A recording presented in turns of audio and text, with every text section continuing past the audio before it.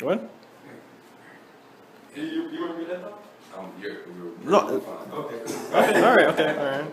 Just start with the person Daryl who you mentioned. All right. Okay. So I'd be remiss if I didn't mention too Daryl Sharpton, who is also a CPA here in Miami, is the owner and founder of one of the largest African American owned CPA firms in southeastern United States, and pillar of this community. Actually, the chairman of the Public Health Trust Board right now. The other is a gentleman by the name of Joe Ariola. Actually technically now retired, but owned a printing business here in Miami for a number of years and sold it for a very large sum of money some years back. And now he has he concentrates on giving back via sitting on public boards and things. He also sits on the Public Health Trust Board. I would tell you those two gentlemen I talk to almost daily. When I'm not feeling in the right space, I call them, get encouragement. When I have a deal that's a little difficult, I call them to see how I should approach it. And I would say that even someone like myself who's over 40 years old, you still need a mentor pretty much through every part of life. The funny thing about those two gentlemen, even though we focus on business, a lot of what they tell me is about focusing on my family, and the other stuff will kind of take care of itself. Yes. So, having that mentor is definitely paramount. It's been one of the keys to my success. All right, now where do you see your company in the next year? I actually see it in a very great space. I am just recently me and a business partner were seeking to acquire some land owned by one of the cities here in Miami. The item was approved last Thursday. Oh, wow. So we have one more, got a negotiated development deal, but that is a multi-million-dollar transaction. We'll have, we're going to develop the property, but that will absolutely take my business and put it in a space, a financial space that will probably take care of me for the next 4 or 5 years. Awesome. And where do you see your company in the next 5 years? My goal for achievement is to be a company that grosses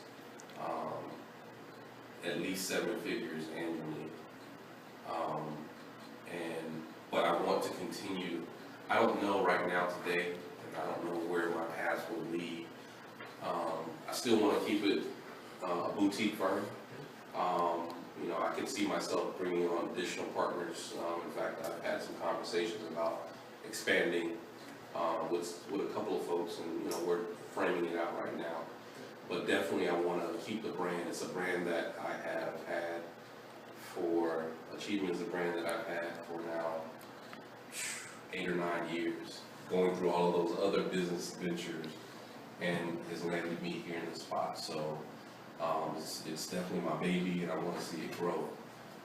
And I want to see it at a point where I can not be here every day or be the sole provider of service and have to go, court the client, do the contract, do the billing, and be, have it be a place where I can literally have employees, take care of things that come in, do business development, work on the things that I want to work on, and then perhaps take a few months off a year and enjoy my family and the spoils of my work. All right. And for our final question of the day, what advice would you give to future entrepreneurs? Have a plan. Believe in yourself, despite what anyone says, including your mentors. Sometimes, they want to treat we may have a father-son dynamic or a little big brother, little brother dynamic, and they want to see you do well. And they may not be ready, like your mom. She doesn't want to see you take too many risks, unless she believes in you. The other, you know, be fearless. Be fearless in your approach. But train yourself. You know, I know there are a lot of accidental entrepreneurs out there, and they've made it.